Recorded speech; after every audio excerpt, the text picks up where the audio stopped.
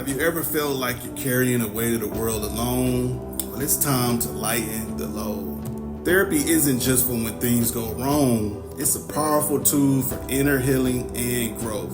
Let's talk about why seeking help is a sign of strength and not of weakness.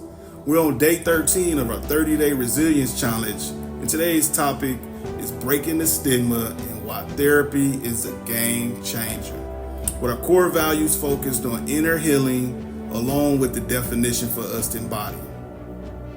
Inner healing is the audacious confrontation with the ghost of your past, a gritty excavation of buried wounds and suppressed emotions. It's not just about bandaging the surface, it's a relentless journey into the depths of your psyche, where you wrestle with your demons, confront your pain, and unearth the truths you long avoided. Inner healing demands radical honesty and the unflinching examination of the scars that shape your identity.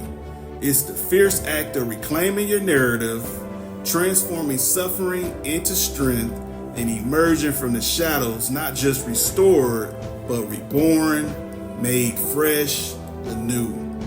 As I reflected on my own story, the stigma started in the Black community, where it's known what happens in this family stays in this family.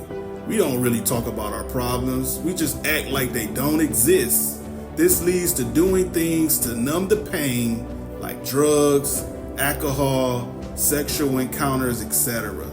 Then even once I joined the military, it was a stigma of being a career killer, looked down upon, of not pulling your weight. Lip service is given to prioritize self-care, but it's many examples that says otherwise across all the four branches. I've been exposed to resiliency principles and tools for over 12 years, being a trainer and an instructor. So even though I didn't seek professional therapy in that sense early on, I had confidants, mentors, and pastors I would process with to get a different perspective. It wasn't until after my mom passed and I planned to retire that I sought out counseling through a military therapist. I knew I needed it for myself, and I didn't care what others thought or said. I saw it as a sign of strength to want to grieve properly and learn new tools through talk therapy, along with other strategies that help rewire your brain to view trauma differently. Over the last 3 years, even with much grief, my heart surgery, and retiring from a 21-year career that brought comfort in all that I knew, it has been the best journey of rediscovering myself.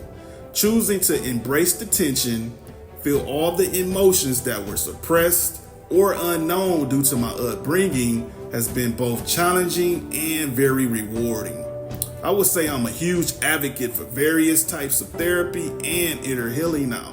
I use several resources the VA offers to get therapy and mentorship, along with investing in training programs, listen to podcasts, and read books, etc.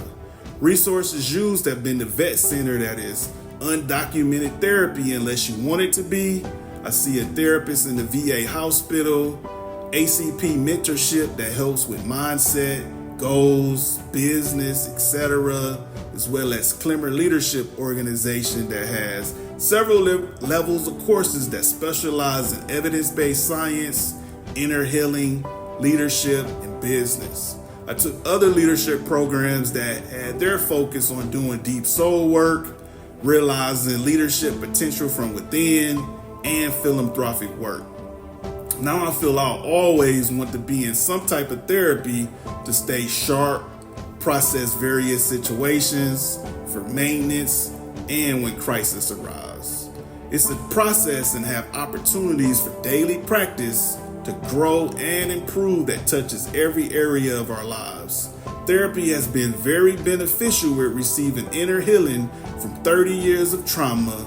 I've unpacked many situations, made new meaning and acceptance with traumas that once had me in the blame, guilt, and shame cycle to seeing strength and being victorious over them. The biggest thing for me was taking back my power, my voice, not having a victim mentality, and learning how to set healthy boundaries that led to choosing myself and reduce stress. As always, this is just a snippet.